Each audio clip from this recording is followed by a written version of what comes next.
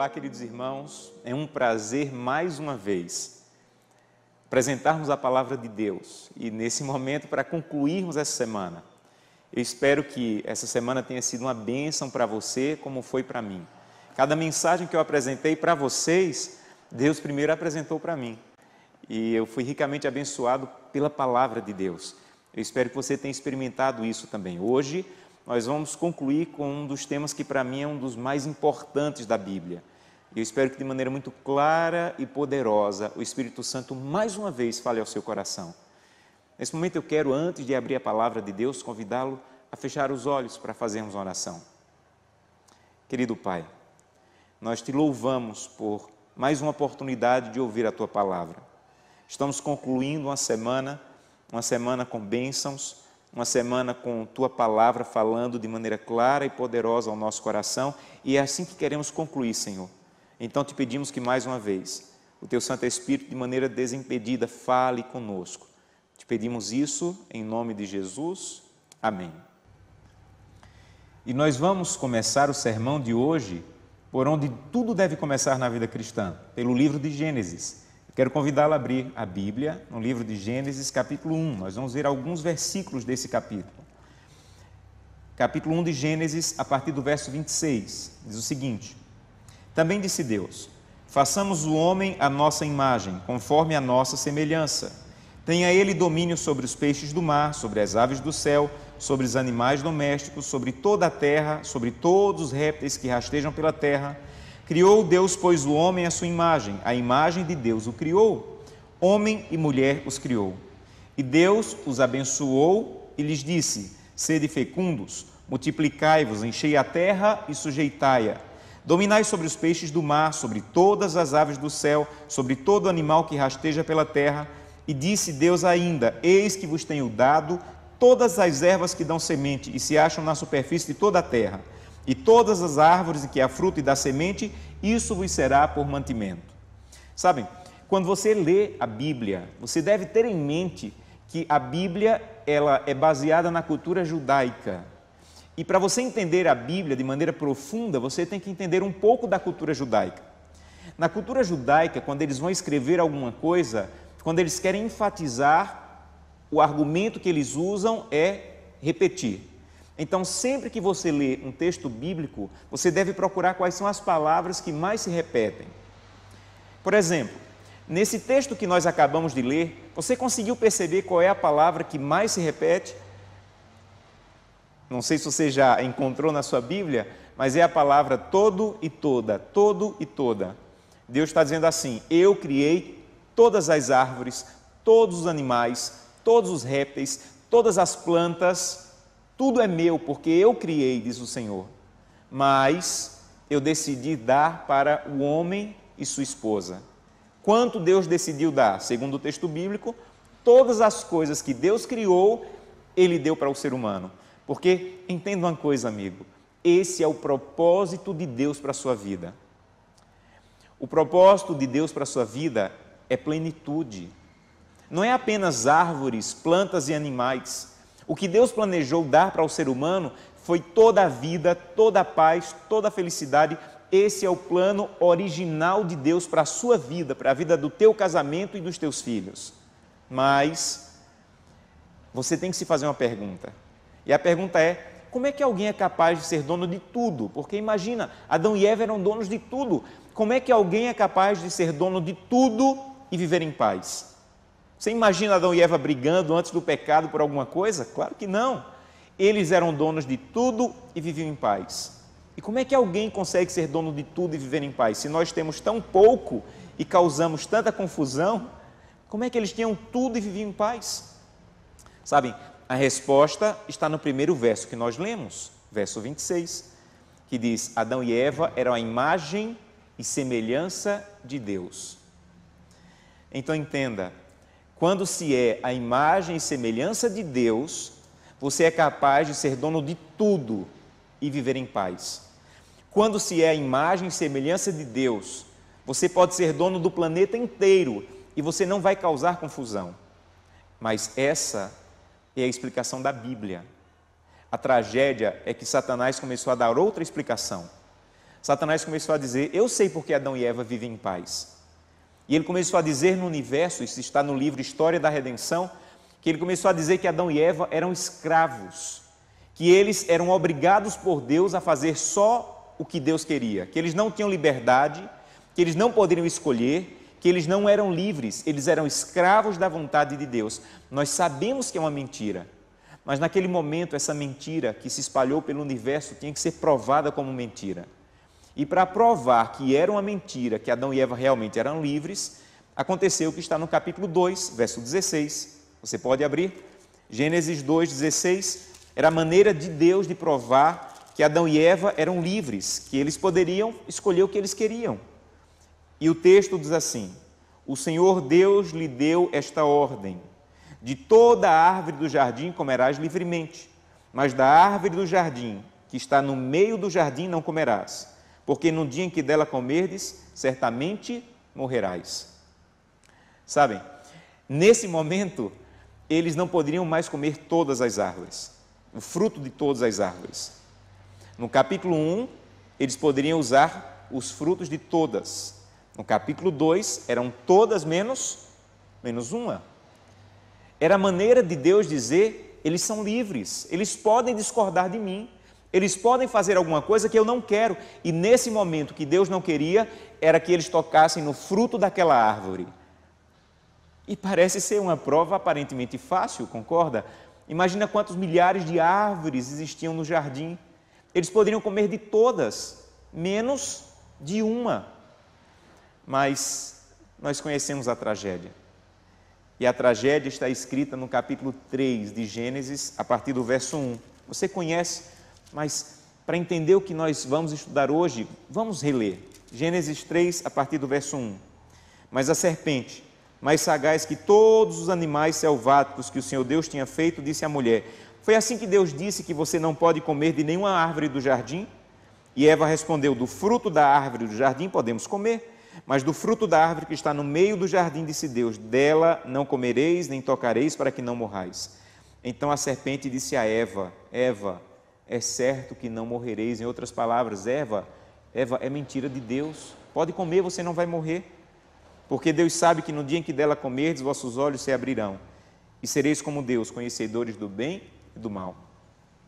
Você deve estar se fazendo uma pergunta agora: pastor, o que é que tudo isso tem a ver comigo? O que é que toda essa história tem a ver comigo?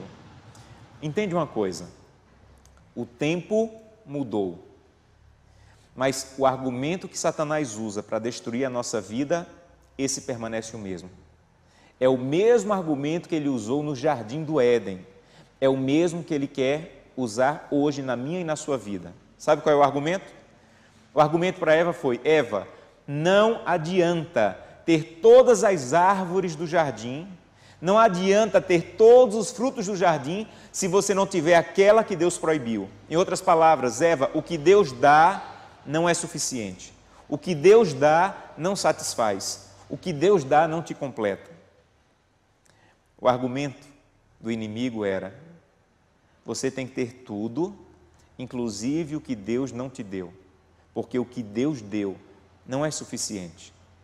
Sabe como ele usa esse argumento hoje? Eu sou casado há 18 anos. Há 18 anos Deus me deu uma esposa. E Deus me disse: Josanã, essa é tua esposa, com ela você vai ser feliz, com ela você vai ser completo. Mas sabe o que é que Satanás diz para os homens casados, para as mulheres casadas, o tempo todo? Essa mulher que você tem não basta. Você tem que ter aquela outra que não é a tua mulher. É o mesmo argumento. O argumento no jardim era: o que Deus deu não basta. O argumento hoje é: o que Deus deu não basta. Você quer ser completo no seu casamento, você quer satisfazer de verdade, você tem que buscar aquela outra mulher que não é a sua, aquele outro homem que não é o seu. Deus deu para você o tempo, é um presente de Deus. Mas sabe o que é que o inimigo diz? O que Deus deu não basta. Deus te deu domingo, a segunda, a terça, a quarta, a quinta, a sexta, mas não basta. Você tem que ir para a faculdade e fazer a prova no sábado, senão você não conclui a faculdade. Vejam, o argumento é o mesmo. O que Deus deu não basta. Não adianta ter 6 dias, você tem que ter os 7. Deus deu para você os recursos. E tem uma parte dos recursos que Deus diz: não toque. a Bíblia chama de dízimos e ofertas. E sabe qual é o argumento do inimigo? Não adianta ter só uma parte, você tem que ter tudo, você tem que gastar tudo, você tem que dominar sobre tudo. O que Deus deu não basta. Você tem que gastar tudo, dominar sobre tudo e usar tudo. É o mesmo argumento. E sabem, ainda no livro História da Redenção, diz que o plano original do inimigo era: eu vou tentar Adão e Eva, e se eles caírem, agora eu estou feito, pensou o inimigo, porque Deus não vai ter saída. Ou Deus vai destruir Adão e Eva, e eu vou dizer: está vendo como eu falei que Deus é injusto? Ou Deus vai deixar para lá o erro deles, e eu vou dizer: se vai deixar para lá o erro deles, tem que deixar para lá o meu também. Para o inimigo, Deus não tinha saída. Ou iria destruir, ou iria deixar para lá. O que ele não conhecia era a graça de Deus. A graça de Deus que diz, em Gênesis 3:21, que Deus ofereceu o cordeiro para substituir o casal. E a morte que eles mereciam, Deus assumiu. Você quer entender o plano da salvação? Você tem que entender 3 coisas. Primeiro, você é pecador. O teu pecado levou Jesus Cristo à cruz do Calvário. Os erros, as escolhas erradas, escolher o que Deus disse que nós não deveríamos escolher, nos levou ao pecado. Mas você tem que entender uma segunda coisa: Jesus Cristo veio à cruz do Calvário morrer por você. Terceira coisa, esse Jesus que veio vai voltar e vai nos levar de volta para o céu para sermos donos de tudo de novo. Então entende bem, Gênesis 1 e 2 não é a história de Adão e Eva apenas. Gênesis 1 e 2 é a história da sua família. Amigo, Jesus Cristo vai voltar a essa terra pelo que Ele fez na cruz do Calvário e vai nos devolver tudo que o pecado nos tirou.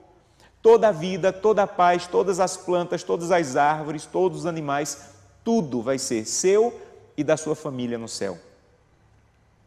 Eu poderia perguntar agora: quantos querem dizer: Senhor, eu aceito a tua oferta e eu quero voltar para o céu e quero ser dono de tudo de novo? Quantos querem pedir isso?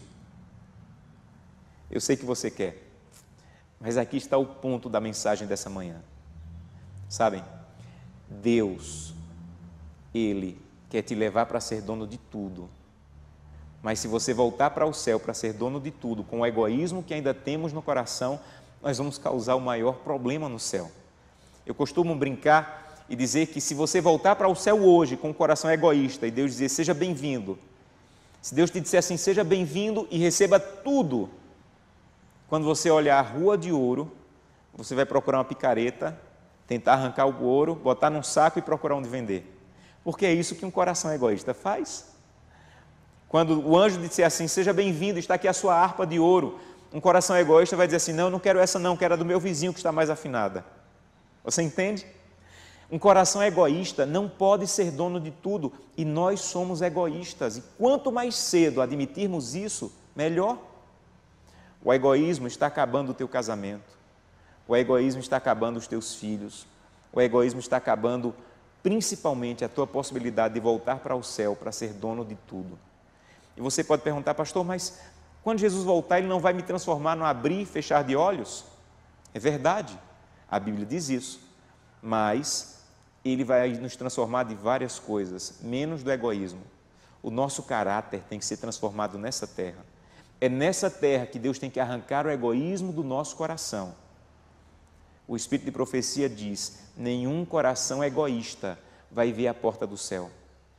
Engana-se quem pensa que a transformação vai acontecer na porta do céu. A transformação do egoísmo já tem que acontecer aqui. E sabem, o pior que o pecado fez conosco foi nos transformar em egoístas. O egoísmo é a base de todos os nossos pecados. Quer ver? Pense comigo. Por que um homem ou uma mulher adultera?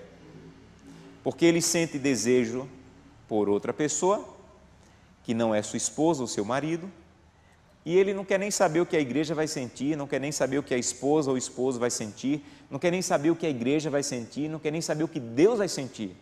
Ele só quer satisfazer ele mesmo, Me ajude, qual é a melhor palavra para descrever essa atitude?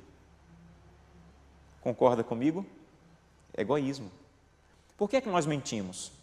Nós mentimos porque nos encontramos em uma situação difícil, aí pensamos assim: se eu falar a verdade eu me dou mal, mas se eu mentir eu escapo, então não quero nem saber quem vai se dar mal, contanto que eu escape. E vai lá e mente. Qual é a melhor palavra para descrever essa atitude? Concorda comigo? Egoísmo. Você pode dizer: pastor, olha, mas não é o egoísmo que está acabando o meu casamento. O que está acabando o meu casamento é essa mulher que eu estou casado com ela. Então eu vou deixar essa mulher e vou procurar outra. Amigo, as estatísticas dizem que 50% dos casamentos estão acabando em divórcio. 70% dos segundos casamentos estão acabando em divórcio.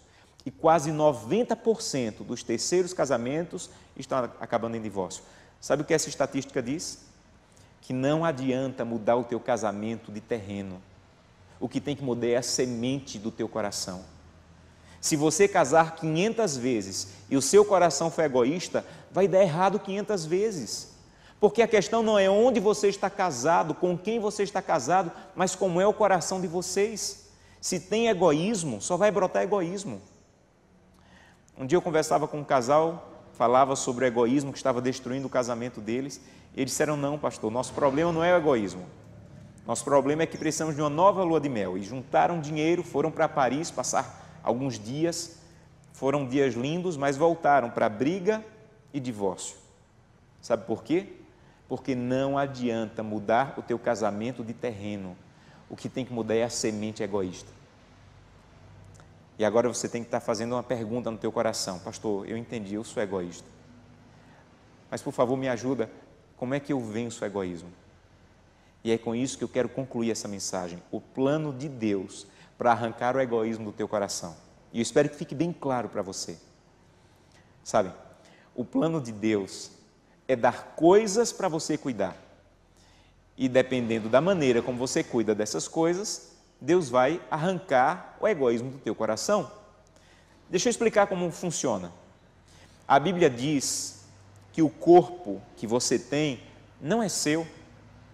É uma dádiva de Deus e é o templo do Espírito Santo. Então, funciona assim. Deus diz: meu filho, aqui estão regras na Bíblia de como cuidar do corpo. O corpo não é seu, então você não pode cuidar do jeito que quer. Você tem que cuidar do jeito que eu quero, porque pertence a mim. Você se encontra, imagine-se, em frente a uma mesa cheia de comida. E aí você pensa: se o corpo fosse meu, eu ia comer essa comida toda, ia comer até a tampa da panela. Mas o corpo não é meu. Eu não posso comer do jeito que eu quero, eu tenho que comer do jeito que agrada a Deus. Sabe, quando você decide comer do jeito que agrada a Deus, não tem a ver com engordar ou emagrecer, ter ou não ter essa doença. Tem a ver principalmente com Deus arrancar o egoísmo do seu coração. Porque você não está fazendo do jeito que você quer, e sim fazendo do jeito que Deus quer. Todos os dias eu faço atividade física, todos os dias. Todos os dias eu saio para correr, para caminhar, mas eu não faço isso porque eu quero emagrecer ou não quero ter tais doenças. Sabe por que eu faço isso? Principalmente porque eu quero glorificar a Deus através do meu corpo. Se o corpo fosse meu, gente, eu não ia fazer caminhada, eu ia ficar dormindo, porque eu gosto de dormir, não de caminhar. Mas sabe por que eu faço caminhada? Porque eu descobri que o dono do meu corpo gosta. E cada vez que eu faço caminhada, cada vez que eu cuido do meu corpo, cada vez que eu me alimento como Deus quer, Deus está arrancando o egoísmo do meu coração. Quer ver um outro exemplo? O tempo não é seu. Então você não pode usar como quer. Você tem que usar do jeito que Deus quer. Então quando você decide o seguinte: hoje à noite eu vou voltar para casa e eu vou passar a noite inteira assistindo séries e filmes. É isso que eu vou fazer com o meu tempo. Mas quando você pensa assim: o tempo não é meu, então eu não posso usar do jeito que eu quero. Eu vou usar do jeito que Deus quer. Sabe o que está acontecendo? Deus está arrancando o egoísmo do seu coração. Quando você recebe no final do mês o seu salário, e você pensa assim: se o dinheiro fosse meu, eu ia gastar todo esse dinheiro, ia fazer dívidas novas, ia pagar dívidas antigas, mas eu entendi, o dinheiro não me pertence, pertence a Deus, então eu vou devolver os dízimos e as ofertas, eu vou ser generoso. Quando você toma essa decisão, amigo, não tem nada a ver com sustentar igreja, tem a ver com o método de Deus de arrancar o egoísmo do seu coração para que você possa ser semelhante a Jesus Cristo. Sabe por quê? Porque o que está acontecendo com você é um teste, é um preparo nessa terra para saber se você é capaz de ser dono de tudo no céu. Lembra quando Jesus disse assim: foste fiel no pouco, sobre o muito te colocarei. Sabe o que significa isso?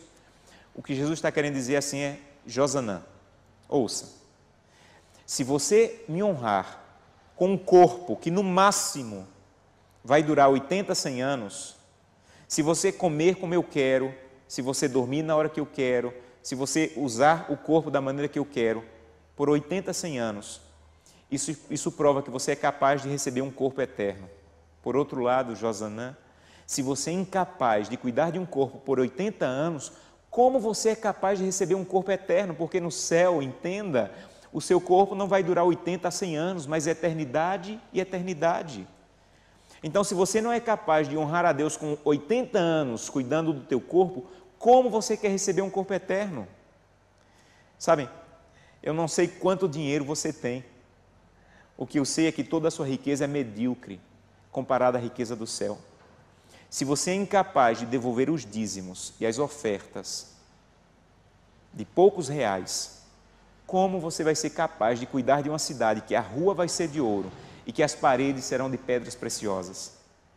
Se você não é fiel no pouco, você não tem condições de receber o muito.